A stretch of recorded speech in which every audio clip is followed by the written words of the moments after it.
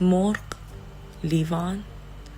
اگه داری به مرغ و لیوان فکر میکنی باید بهت بگم که تو هم جزو دسته لاشخورایی که چیزی از انسانیت بو نبردی. بابت اشتباهی که کردم معذرت میخوام و از خودم بیشتر دلگیرم، چون آدمی که تو سن 36-7 سالگی 30 خورده ساله، یالا کاری ندارم چند سالشه، نفهم و بیشوره، تو نمیتونی دیگه اون موقع بهش یاد بدی. دوستان اگه فکر میکردین دعوای مهیار و یلدا تموم شده، باید بگم تازه شروع شده. این دوتا رسما افتادن به جون هم، اونم وسط اینستاگرام جلوی چشم همه. و جالبتر از همه اینه که نصف ملت دارن از مهیار دفاع میکنن. بذارین براتون بگم دقیقاً چی شده که اینقدر اوضاع قاطی پاتیه. خب همون قسمت 15 رو دیدیم، همونجا که مهیار به یلدا گیر داد و دعوا بالا گرفت. ولی خب این فقط اول ماجرا بود، چون بعدش حسابی همدیگه رو قهوه‌ای کردن. یلدا اومد استوری گذاشت، کلی حرف زشت به مهیار زد زیر گریه و از مردم تشکر کرد که پشتش وایسادن. ولی آقا مهیار هیس که الان مردم بهش لقب شاهیز دورو دادن آروم نگرفت. اومد وسط استوریا و یه عالمه حرف تند و زشت بار یلدا کرد. یعنی یه جوری حمله کرد انگار قرار بود با حرفاش انتقام همه مردای دنیا رو بگیره. مرغ، لیوان.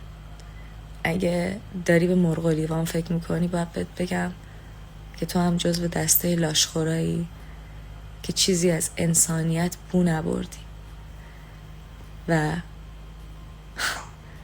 حمله روحی و روانی و جسمی به یه زن رو ندیدی. چطور میتونه یه آدم انقدر مریض احوال و مشکل روانی داشته باشه که بیاد توی برنامه و فقط به خاطر دیده شدنش این رفتارهای گستاخانه رو بکنه؟ نمیبخشمت پسر. منتظر باش روزی که به زمین گرم بخوری به خاطر آهی که من امشب فقط بابت دوباره دیدن اون تصویر کشیدم. آقا خیلی مخلصم بچه‌ها، کلی ازتون پیام داشتم که دمت گرم که با یلدا اینجوری رفتار کردی. خواستم بهتون بگم که واقعیت اول از هر چیزی باید بهتون بگم که من به این بارها اشاره کردم که حقوق زن و مرد کاملا با هم برابره و اگر که یه خانومی یه جای اشتباهی میکنه دلیل بر این نیست که ما حرفی رو نزنیم و بهش انتقاد نکنیم. اما من واقعا از همتون بابت اشتباهی که کردم معذرت میخوام و از خودم بیشتر دلگیرم، چون آدمی که تو سن 36-7 سالگی 30 خورده ساله، یالا کاری ندارم چند سالشه، نفهم و بیشوره، تو نمیتونی دیگه اون موقع بهش یاد بدی. همه ما میدونیم که شستن مرغ روی لیوان باکتری میاره، میکروب میاره و یه کار فوق‌العاده چندشاور و کثیفه. اصلا توی گوگل هم شما سرچ کنی عوارضشو بهتون میگه. در ادامه مهیار هیس گفتش که یلدا روابطو خراب میکرد و دو به همزن بود و من تا جایی که دیدین سعی کردم روابطو درست کنم. ولی بچه‌ها خودمونیم. بین درست کردن روابط یکی یه دور به همه دخترها گفت که من از تو خوشم میاد، اونم جلوی پارتنرشون، مثل همین پیشنمایش قسمت 16 که داره جلوی احسان برای بار 1100مین بار میگه که من از روژان خوشم میاد، در صورتی که در قسمت‌های قبل همش میگفت که من از کیمیا خوشم میاد و دارم تمام تلاش و انرژیمو میذارم واسه کیمیا.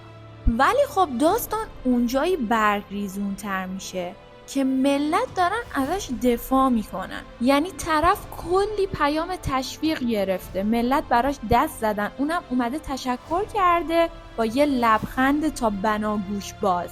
مثلا توی اسکرین شاتایی که اومده استوری کرده خیلیا پشتشو گرفتن و یکی گفته چقدر هرسم میگیره از این یلدا، خدا وکیلی اگه اونجا بودم خفش میکردم. یکی دیگه هم نوشته که حق کاملا با مهیار بود، راست میگه دیگه، یعنی چی مرغ روی لیوان میشوری آخه؟ بعدش هم هر چقدر اون لیوانو بشوری بوی مرغ ازش به این زودیا نمیره خانم کثیف. خلاصه که خیلیا تشویقش کردن به خاطر این کارش که سر یه خانم داد زده، در صورتی که خیلی آرومتر و ملایمتر میتونست به یلدا تذکر بده و یا حتی بره کمکش کنه. و اون لیوانا رو برداره اگر خیلی به فکر کثیف بودن بود. اما داستان تموم نشده و درست وقتی همه فکر میکردن که دیگه همه چی تموم شده و دعوا خوابیده، نازنین اومد و زد روی میز. توی استوریاش گفت که یلدا و مهیار با هم رابطه داشتن. یه سری اسکرین شات و وایس هم گذاشت که توش مشخص خودش داره به یلدا میگه خیلی خوشحالم برای تو داداشم که با هم کاپل شدیم. و تنها کسی که نازنین همیشه بهش میگفت داداش مهیار بود. یعنی رسما خود یلدا داره توی وایسش تایید میکنه که بینشون چیزی بوده و حالا دارن جلوی چشم همه انکارش میکنن. نازنین اصلا دیدی که با جنگ و دعوا شروع شد، اما این آخرش انقدر قشنگ شده بود. من بغلم تا صبح خوابیدیم، یه بار نصف شب دیدم خانم بالا سرم گفت خب حالا از همه اینا بگذریم، از این آقای هیز بگذریم که اصلا کلا نمیتونه درست با خانوما رفتار کنه و به بدترین شکل ممکن حرفشو میزنه. بعد یه سری تحقیقات من به این نتیجه رسیدم که اگه لیوان آب مرغی بشه، اگر با آب گرم و صابون بشوریمش و بعدش بهش وایتکس بزنیم، کل باکتریای مضر رو از بین میبره. پس همچین مشکل خیلی بزرگی هم نبوده و چون یک بار بوده خیلی ملایمتر و آرومتر میتونسته به یلدا تذکر بده. من نمیگم که کار یلدا اشتباه نبود، ولی مهیارم شورشو در آورد. خب حالا دوستان نظر شما راجع به این موضوع چیه؟ به نظرتون حق با مهیار بود یا با یلدا؟ حتما توی کامنت ها واسم بنویسید و لطفاً کانال رو سابسکرایب کنید واسه ویدیوهای بیشتر. مرسی که تا اینجا همراه من بودین.